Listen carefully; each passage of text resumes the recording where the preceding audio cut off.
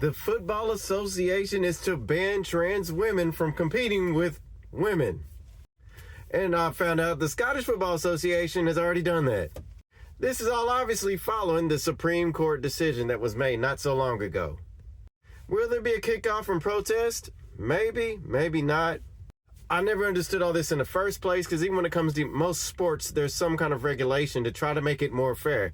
I.e., in boxing, you don't let a featherweight fight with a heavyweight for obvious reasons. Come on. And those are both in men categories and with women. And that goes with a lot of other sports. Hell, the WNBA can't compete with the NBA. I mean, these are just obvious things, because it wouldn't be a competition, would it?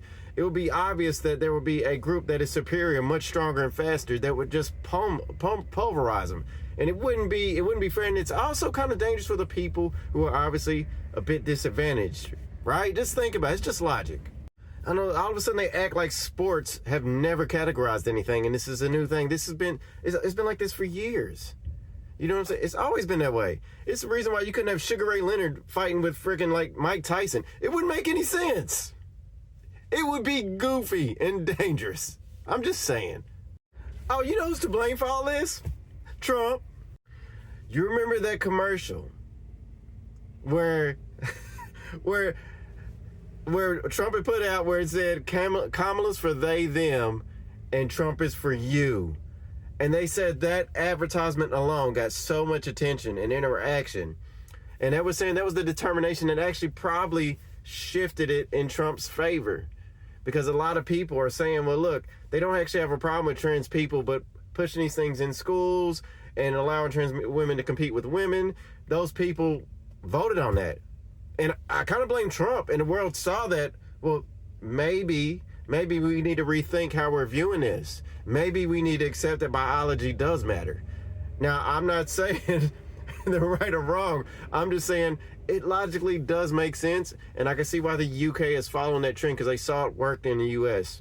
And to be honest, people are more alike than we like to admit. The polls close in the UK local elections, and the speculation is there'll be some wins with Greens, but mainly with Reform. And when you speak to most people, they seem to look at Reform as a new Conservative party. Labour won't be as bad, but I'm not convinced, because they haven't been in power long enough to give them full credit for everything that's going on, but they have made some recent decisions that make people say, huh? What? Huh? One thing's for certain, in the UK, it's freaking hot. Well, by UK standards anyway. Yesterday, in parts of London, it hit 29 degrees Celsius, which when you compare it to somewhere like Ibiza, which was 21 degrees Celsius, you're like, what in the Sam hell is going on here? Man, I had the AC on full blast, bro. And when I parked up, windows down, doors open, water, I'm so dry. And the forecast is saying more high pressure. That means the British people need to get ready. It's going to be a hot one. So pull the tires and light the fires. They're going to be barbecuing the whole month of May. Yeah. And in completely dry and uneventful and boring news, Mike Waltz, the National Security Advisor, and I might have his title wrong, what has happened to him? He's now a U.S. ambassador. I see some news reports saying he got ousted. Some say he's leaving. I haven't really heard that much about him to know the context of it anyway.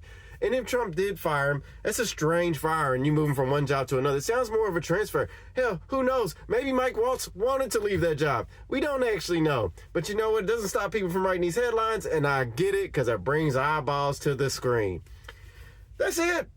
Fairly boring and relatively uneventful. However, we'll be hearing about the results soon, so I'm getting excited. I want to see the destruction and victory of the local elections in the UK. Anyway, y'all take care.